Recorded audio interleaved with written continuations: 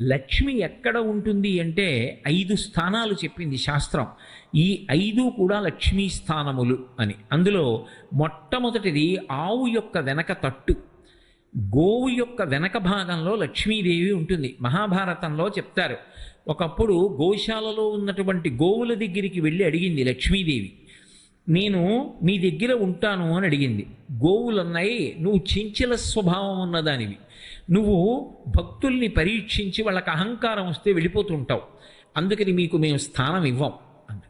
కాదు కాదు, నేను అలా వెళ్ళడం వెనక రావడం వెనక ఒక తాత్పర్యం ఉంది, నేను లోకమాతని, నాకు స్థానం ఇవ్వకపోతే ఎలా అని అడిగింది ఆవిడ. అడిగితే అవన్నీ మా పేడ ఎక్కడ ఉంటుందో అందులో ఉండు, మా మలస్థానమునందు నివాసం ఉండు. అందుకే గోవు యొక్క పృష్ఠభాగం ఒక స్థానమైంది. నేను చెప్పట్లేదు, వ్యాసుల వారు భారతంలో చెప్పిన మాట. కాబట్టి మీరు భారతం పరిశీలించండి. గోవు యొక్క వెనక తట్టు యందు లక్ష్మీదేవి ఉంటుంది. అందుకే ప్రతిరోజు ఒక్కసారైనా గోవు వెనక తట్టు వంక చూసినవాడు, గోవుకి ప్రదక్షిణం చేసినవాడు, ఇంటి ముందు గోవు వెళ్ళిపోతుంటే గ్రాసము అంటే చేత్తో ఇలా కాసిని గడ్డి పరకలు పట్టుకుని ఎవడు పెట్టాడో వాడు సాక్షాత్ జగన్మాత అయినటువంటి లక్ష్మీదేవి దగ్గర నిలబడి పాయసాన్నం తినిపించినవాడే, ప్రత్యక్షంగా అమ్మవారికి పెట్టినవాడే. గోపృష్ఠము ఒక లక్ష్మీ స్థానం. రెండవది పద్మము.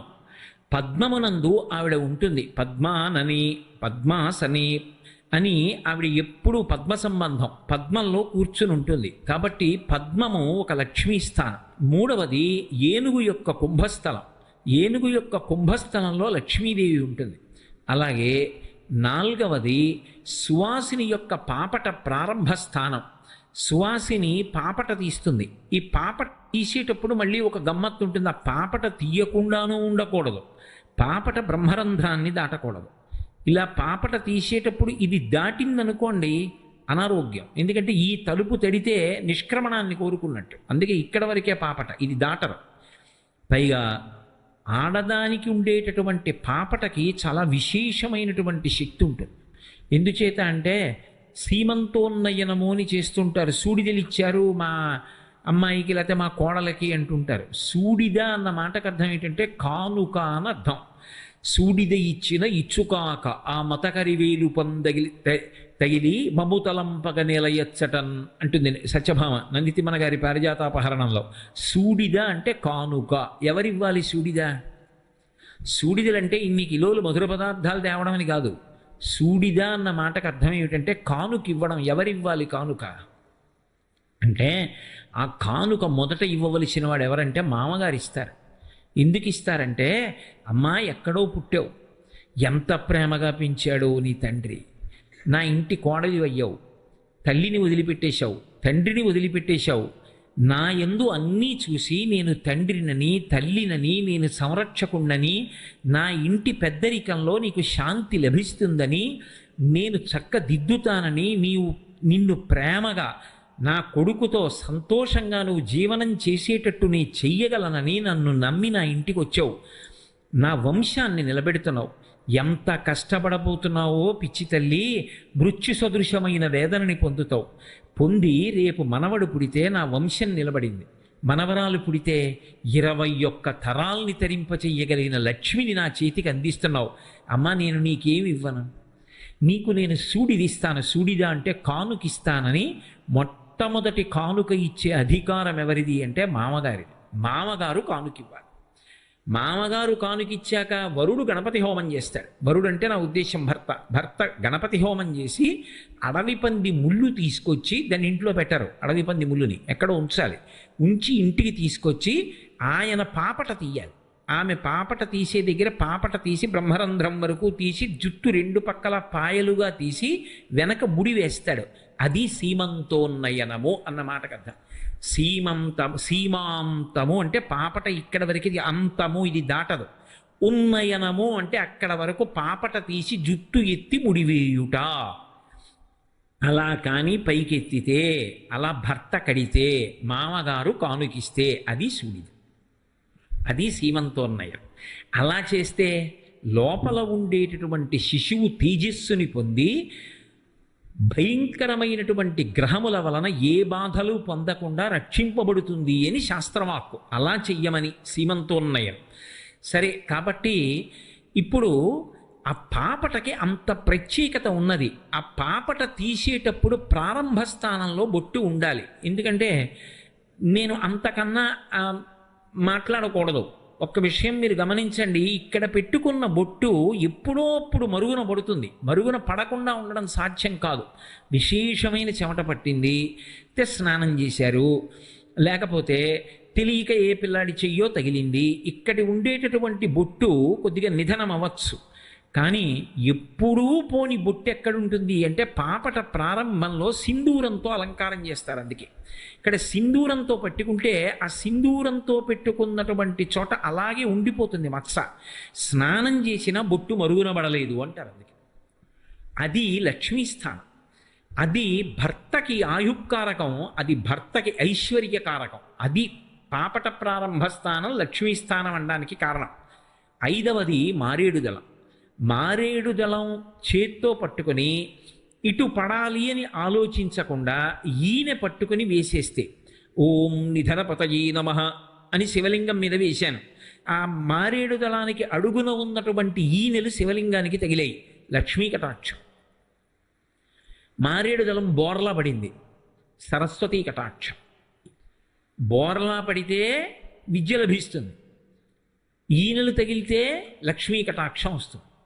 మారేడు దళం ఎటు తగిలినా కూడా ఏదో ఒక కటాక్షాన్ని ఇస్తుంది. అందుకే మారేడు దళంతో శివార్చనకి అంత విశేషమైనటువంటి ప్రఖ్యాతి. అందుకని మారేడు దళం 5వ స్థానం. ఈ 5 కూడా లక్ష్మి యొక్క స్థానములు.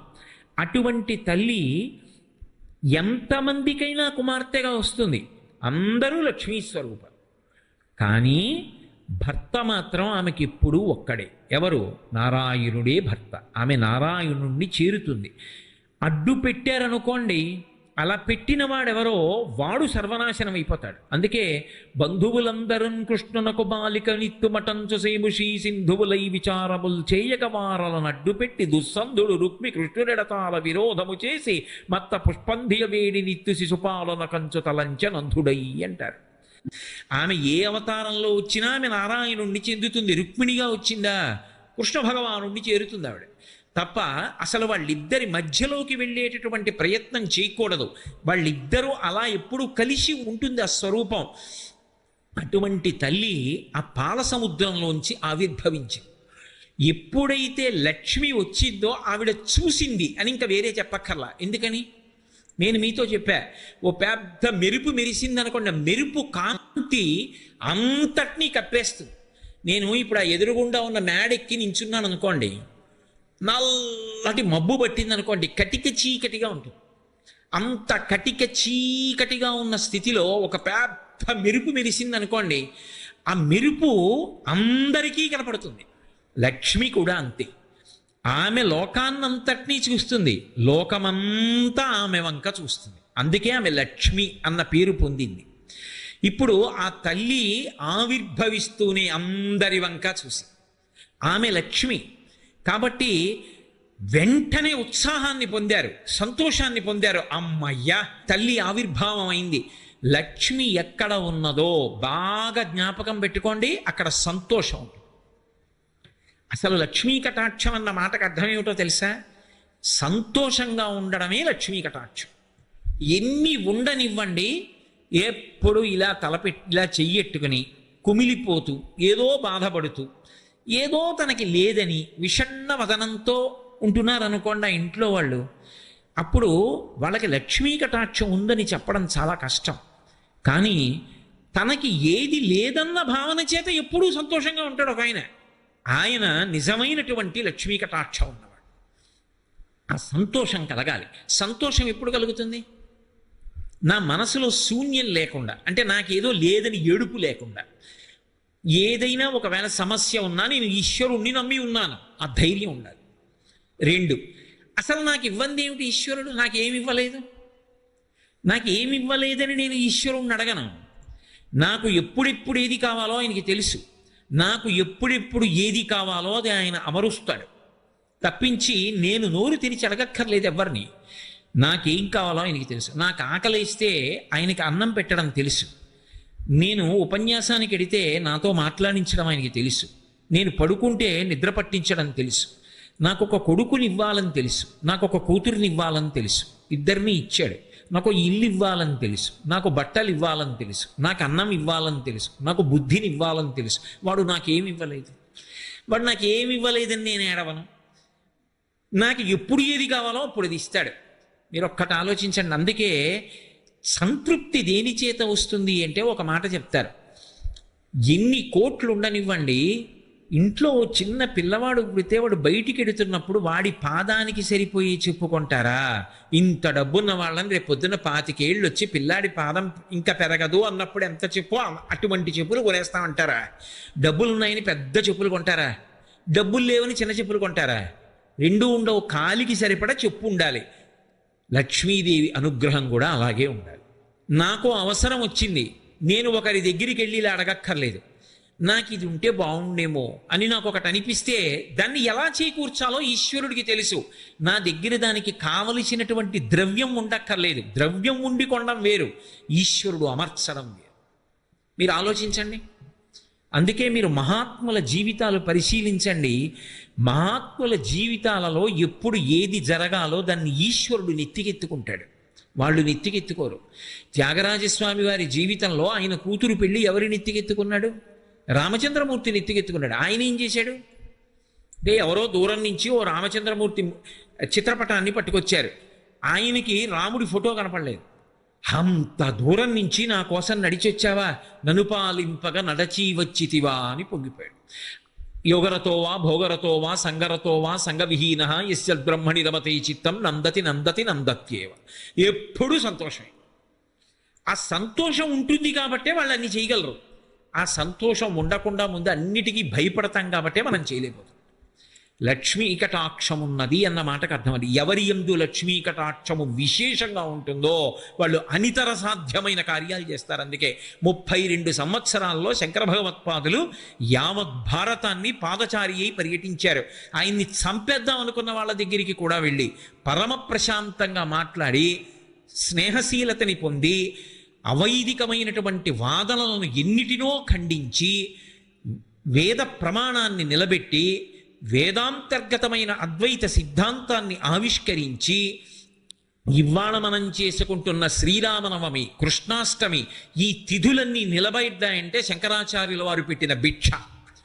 అంతటి మహానుభావుడే ఎన్ని స్తోత్రాలు ఇచ్చారు, ఎన్ని ప్రకరణాలు ఇచ్చారు, ఎన్ని గ్రంథాలు ఇచ్చారు, ప్రస్థానత్రయానికి భాష్యం ఇచ్చారు, ఎంత తపస్సు చేశారు, ఎంత త్యాగశీలి అయి నిలబడ్డారు. 32 సంవత్సరాల వయస్సులో శంకర భగవత్పాదులు ఇన్ని విషయాలు సాధించగలిగితే ఆయన కన్నా లక్ష్మీదేవి అనుగ్రహం ఉన్నవాడు ఇంకొకడు ఉన్నాడని చెప్పడం సాధ్యం అవుతుందా? అసలు నిత్యోత్సాహి, భంగధర వ్యాధి వచ్చి కట్టుకున్న పంచ 10 నిమిషాల్లో నెత్తురితో తడిసిపోతున్నా సరే అంతే సంతోషంగా ఉండగలిగేవారు. ఆయన లక్ష్మీ కటాక్షం ఉన్నారు. ఆఖరికి సింహిక ఎదురొచ్చిన సొరస ఎదురొచ్చి నిన్ను నేను తినేస్తానన్నా సరే ప్రహృష్టవదన శ్రీమాన్ ఇదం వచనమబ్రవీత్ అంటారు హనుమ గురించి సుందరకాండలో. పరమ సంతోషంగా మాట్లాడతారు, తప్ప బెంగపెట్టుకోరు. అలా ఎవరు నిలబడగలడు అంటే అది ఒక్క పిల్లవాడికి చెందుతుంది, భక్తుడికి చెందుతుంది. పిల్లవాడు ఉన్నాడు అనుకోండి, వాడిని అకస్మాత్తుగా నేను సముద్రం దగ్గరికి తీసుకెళ్ళి గురే పెద్ద బొబ్బ అన్నాను అనుకోండి, వాడు ఇలా చూసి అప్పటిదాకా పెద్ద బొబ్బ అని అడిగినవాడు అదేరా పెద్ద బొబ్బ అంటే నేను ఎత్తుకోక్కర్లేదు, వాడే కరిచేసుకుంటాడు, గట్టిగా కరిచేసుకుని కంఠం పట్టేసుకుంటాడు. నేను పట్టుకోక్కర్లేదు. ఎందుకని వాడికి భయం ఆ సముద్రాన్ని చూస్తే. కానీ వాడికి ఊరటేమిటి? తాతగారు ఉన్నారు, ఆయన నన్ను అందులోకి వదలరు. అది వాడి ధైర్యం.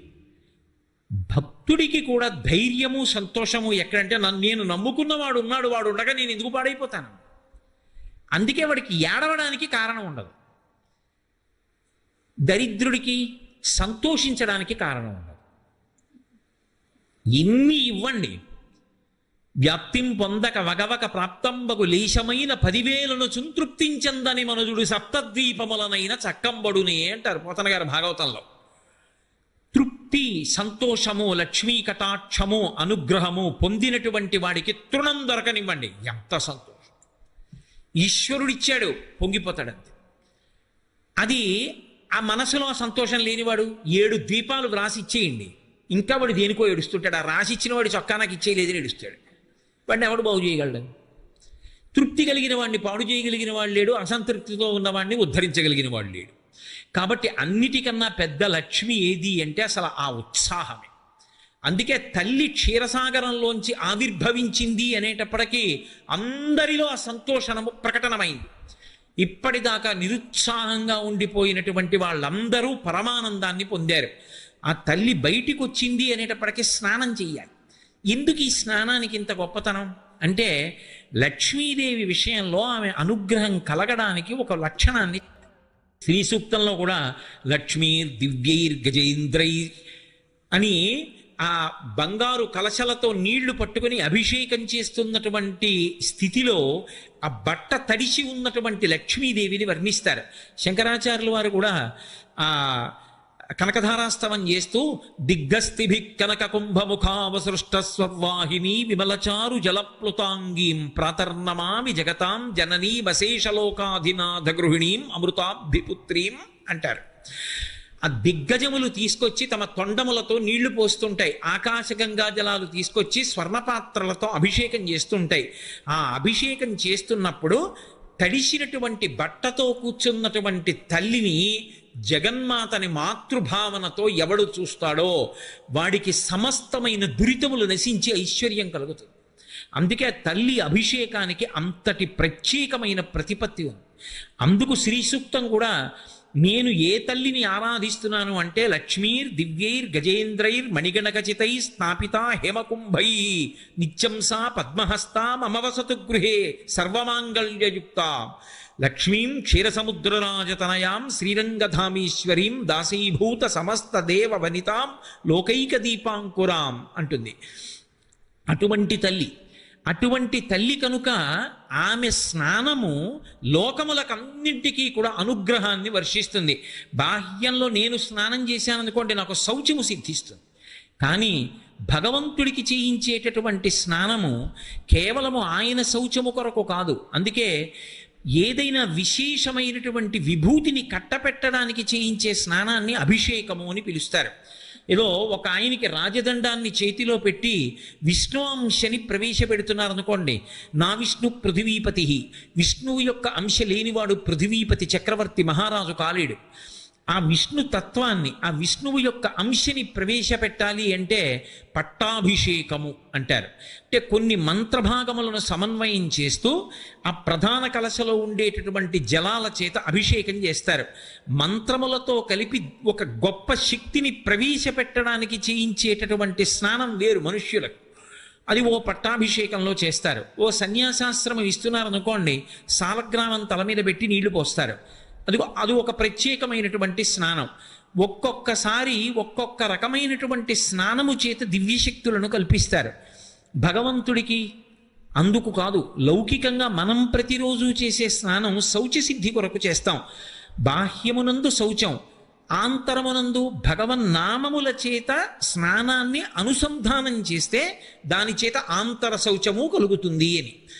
కానీ అమ్మవారికి స్నానం చేయించడం ఆమెకేదో శుద్ధి లేదనో లేకపోతే స్నానం చేస్తే శౌచం వస్తుందనో కాదు. ఆమెకి స్నానం చేయిస్తున్నాము అంటే కేవలము ఆమెకి ఆ అభిషేక మంత్రముల చేత జరుగుతున్నటువంటి స్నానము చేత లోకమంతా కూడా చల్లబడుతుంది. శివాభిషేకం జరిగింది అంటే శివలింగం చల్లబడితే లోకం ఎలా చల్లబడుతుందో అలా ఆ తల్లికి జరిగిన అభిషేకము చేత లోకమంతా చల్లబడుతుంది. చల్లబడ్డం అంటే నాకు అవసరం ఉంది, కోర్కె కాదు, అవసరం. ఆ అవసరం తీరలేదు. సాధారణమైన ఒక ధర్మబద్ధమైన విషయాన్ని ఆవిష్కరించడానికి ఉదాహరణ చెప్తున్నాను. నాకు ఓ కొడుకు పుట్టాలని కోరికుంది ఒక ఆయనకి. అది దోషమేం కాదు. వంశవృద్ధి కొరకు తన తర్వాత కూడా సింహాసనానికి నీరాజనం ఇచ్చేవాడు ఉండాలని, ఓ కొడుకు కలగాలని కోరుకున్నాడు. ఇప్పుడు అది అవసరం. వంశాభివృద్ధి కొరకు కాదు ధర్మపత్నిని స్వీకరించాడు, ధర్మ ప్రజాపత్యర్థం అని. ఆ కొడుకు కలగాలన్న కోరిక తీరనంత కాలం లోపల వేడి. ఇప్పుడు ఆ కొడుకు పుట్టాడు, కోరిక తీరిపోయింది, అమ్మాయి నా మనసు చల్లపడిందండి అంటాడు. ఇప్పుడు అందరి మనసులు చల్లబడ్డం అంటే అందరి అవసరాలు తీరడం ఎక్కడి నుంచి వస్తుంది అంటే తల్లి అభిషేకంలోంచి వస్తుంది. అందుకే లక్ష్మి ఆవిర్భవించింది అంటే వీళ్ళందరూ వచ్చి వరుసగా సాష్టాంగ నమస్కారాలు చేయలేదు, లేకపోతే ఆవిడ మీద స్తోత్రాలు చేయలేదు. మొట్టమొదట ఏది చేశారు అంటే ఆవిడికి అభిషేకం చేయించారు. పోతన గారు మహానుభావుడు. పోతన గారికి శ్రీ విద్యా సంప్రదాయం తెలియదు అనుకుంటే అంతకన్నా సాహసం ఇంకొకటి లేదు. వారు ఏదైనా ఒక విషయాన్ని రచన చేశారు అంటే అందులో నిగూఢమైనటువంటి తత్వాన్నంతటినీ ఆవిష్కరిస్తారు. అందుకే ఆ తల్లి అభిషేకానికి అంతటి ప్రాధాన్యత. ఇప్పుడు ఆ తల్లి అభిషిక్తురాలైతే ఇంద్రుడు మళ్ళీ తిరిగి రాజ్యాన్ని పొందుతాడు. అందుకే త్వరపడిన వాడెవరంటే ఇంద్రుడు. మళ్ళీ ఉత్సాహం వచ్చింది ఆవిడ రాగానే. ఆవిడ కాంతి తళుక్కని మెరవగానే ఉత్సాహాన్ని పొందాడు. గబగబా వెళ్ళి రత్నములు పొదగబడినటువంటి పీఠాన్ని తీసుకొచ్చి అమ్మవారి స్నానానికి సమర్పించాడు. సమర్పించగానే దేవతల యొక్క భార్యలందరూ గబగబా వెళ్ళి తీర్థజలాలన్నిటినీ కూడా తీసుకొచ్చి బిందెలలో సిద్ధం చేశారు. అందులో పల్లవములను ఉంచాలి. మర్యాకు మొదలైనటువంటి పల్లవములను తీసుకొచ్చి ఉంచుతారు. మీరు దేవీ భాగవతం చదివితే అందులో అమ్మవారి యొక్క కలశలలో పెట్టేటటువంటి పల్లవములను గురించి వర్ణిస్తారు. భూదేవి లేచి ఆ స్నాన కలశలో ఉంచవలసినటువంటి పల్లవములను ఇచ్చింది. గోవులు అమ్మవారి అభిషేకంలో వాడవలసినటువంటి పాలు, పెరుగు, నెయ్యి మొదలైనటువంటి పదార్థములను తీసుకొచ్చి ఇచ్చాయి. అలాగే నాగులు తేనె తీసుకొచ్చి ఇచ్చారు. గంధర్వకాంతలు నృత్యం చేశారు. గంధర్వులు పాటలు పాడారు. మేఘములు గొప్ప ఆ మంగళధ్వనులను చేశాయి. అందరూ ఇంత కోలాహలాన్ని ఎందుకు ప్రకటించారు అంటే ఆ తల్లి అభిషేకమునకు అంత ప్రశస్తి ఉంది, అంత గొప్పతనం ఉంది. అందుకే అందరూ అన్నీ అమర్చారు. అమర్చిన తరువాత తల్లికి అభిషేకం జరిగింది.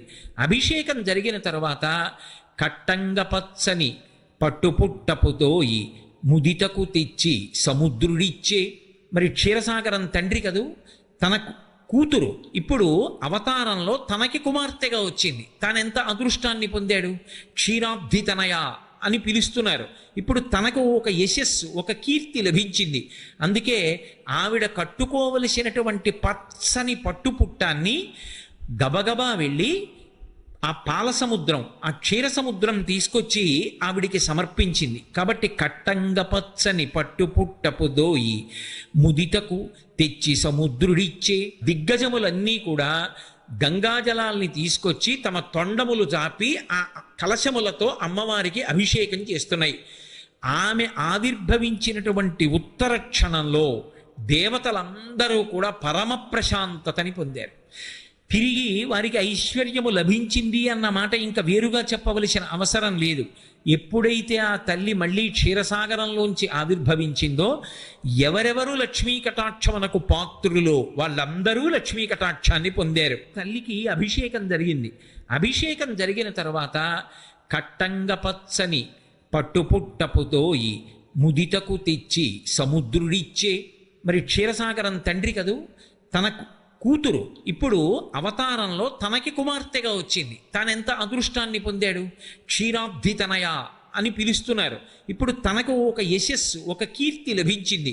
అందుకే ఆవిడ కట్టుకోవలసినటువంటి పచ్చని పట్టుపుట్టాన్ని గబగబా వెళ్ళి ఆ పాల సముద్రం, ఆ క్షీర సముద్రం తీసుకొచ్చి ఆవిడికి సమర్పించింది. కాబట్టి కట్టంగ పచ్చని పట్టుపుట్టపు దోయి ముదితకు తెచ్చి సముద్రుడిచ్చే. దిగ్గజములన్నీ కూడా గంగాజలాల్ని తీసుకొచ్చి తమ తొండములు చాపి ఆ కలశములతో అమ్మవారికి అభిషేకం చేస్తున్నాయి. ఆమె ఆవిర్భవించినటువంటి ఉత్తర క్షణంలో దేవతలందరూ కూడా పరమ ప్రశాంతతని పొందారు. తిరిగి వారికి ఐశ్వర్యము లభించింది అన్న మాట ఇంకా వేరుగా చెప్పవలసిన అవసరం లేదు. ఎప్పుడైతే ఆ తల్లి మళ్ళీ క్షీరసాగరంలోంచి ఆవిర్భవించిందో ఎవరెవరు లక్ష్మీ కటాక్షమునకు పాత్రులో వాళ్ళందరూ లక్ష్మీ కటాక్షాన్ని పొందారు. ఆవిడ ఆవిర్భవించింది అనేటప్పటికీ రాక్షసులలో నిష్కారణంగా భయం బయలుదేరింది. ఎందుకని అంటే ఎవరు ఆ పాత్రతని పొందని వారో వారి నుండి లక్ష్మి వెళ్ళిపోవడం ప్రారంభమవుతుంది. అందుకే ఆ తల్లి ఆ పాల సముద్రంలోంచి పైకొచ్చి ఆ శ్రీ మహావిష్ణువు యొక్క వక్షస్థలాన్ని తన యొక్క నివాస స్థానంగా వరించి తన మెడలో ఉన్నటువంటి వైజయంతిమాల ఆయన మెడలో అలంకారం చేసి ఆయనకి పత్ని అయింది. ఇందులో ఒక చమత్కారం ఉంటుంది.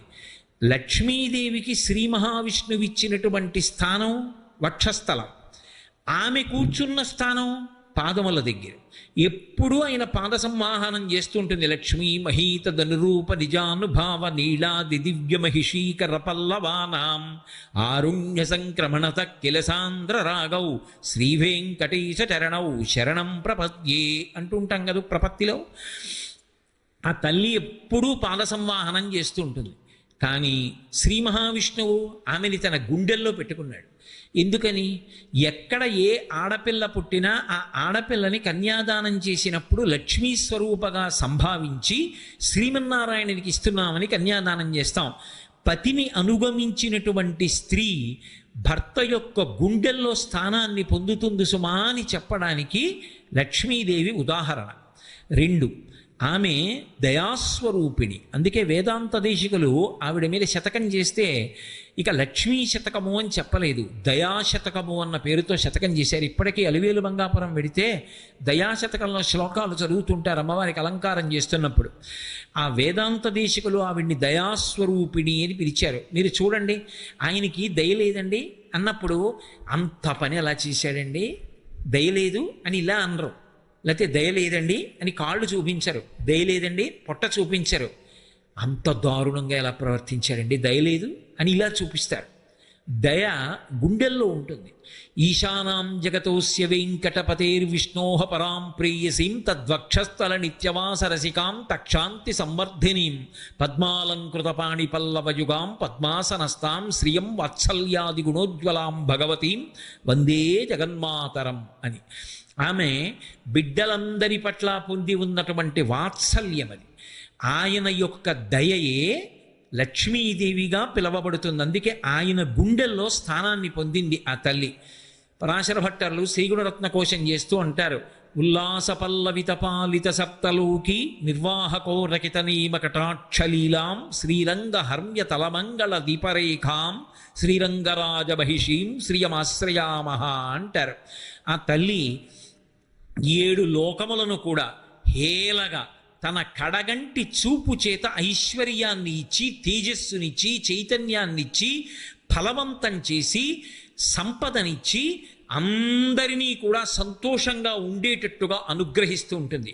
దానికి ఆవిడ ఏదో పెద్ద కష్టపడిపోవలసిన అవసరం లేదు. కేవలము తన కడగంటి చూపు చేత 7 లోకములను పరిపాలించగలిగినటువంటి శ్రీరంగ హర్మ్య దీపరేఖ అని పిలిచారు. అందుకే ఉల్లాస పల్లవిత పాలిత సప్తలోకి నిర్వాహకోరకిత నీమకటాక్షలీలాం శ్రీరంగ హర్మ్య తలమంగళ దీపరేఖాం శ్రీరంగరాజ మహిషీం శ్రియమాశ్రయామహ, నిన్ను నేను ఆశ్రయిస్తున్నాను అంటారు. ఆ తల్లి గురించి చెప్తూ శంకర భగవత్పాదుల సౌందర్యలహరిలో మాట అంటారు, సకృన్నత్వా నత్వా అంటారు. ఆమె అనుగ్రహము ఎక్కడ పరిపుష్టమై ఉంటుంది అంటే పాత్రత ఉన్న చోట. పాత్రత అంటే ఎవరు సద్గుణ శోభితుడై ఉంటాడో, ఎవడు మంచి సంస్కారవంతుడై ఉంటాడో, ఎవడు నిరంతరము మనసులో ఆర్ద్రత భక్తి కలిగి ఉంటాడో అటువంటి వాడికి ఆ తల్లి యొక్క అనుగ్రహము పరిపుష్టమై ఉంటుంది.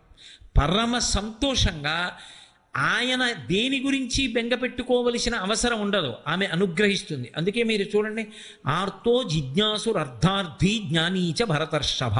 అర్ధార్థి అన్న మాట రావాలి, నాకు డబ్బు కావాలి అన్నమాట ఏమిటి? ఆర్తో, ఆర్తి కలిగి ఉన్నాడు, అందులోకి అన్నీ వెళ్ళిపోలేదా? ప్రాణం కావాలి ఆర్తి, డబ్బు కావాలి ఆర్తితో పిలిచాడు. మళ్ళీ అర్ధార్థి ఎందుకు వచ్చింది? అర్ధార్థి అంటే కూడబెట్టుకోవడానికి డబ్బు అడిగిన వాడు కాడు. ఏదో తీసుకొచ్చి ఊరికే కూడబెట్టి అదంతా కూడా తాను అనుభవించాలని విర్రెక్కిపోయి ఆఖరికి తనతో పట్టుకెళ్ళేది లేక ప్రాణం విడిచిపెట్టేవాడి విషయంలో తన్వయం అవదు. తల్లి గర్భము నుండి ధనము తాడెవ్వడు వెళ్ళిపోయేడినాడు వెంటరాదు, లక్షాధికారైన లవణమన్నమే గాని మెరుగు బంగారంబు మింగబోడు, విత్తమార్జన చేసి విర్రవీగుటె గాని కూడపెట్టిన సొమ్ము కుడువలేడు, పొందుగా మరుగైన భూమి లోపల పెట్టి దాన ధర్మము లేక దాచి దాచి తుదకు దొంగలకిత్తురో దొరలకౌను, తేనె జుంటీగలియ్యవా తెరువరులకు, భూషణ వికాస శ్రీధర్మపుర నివాస దుష్ట సంహార నరసింహ దురిత దూరా అంటాడు.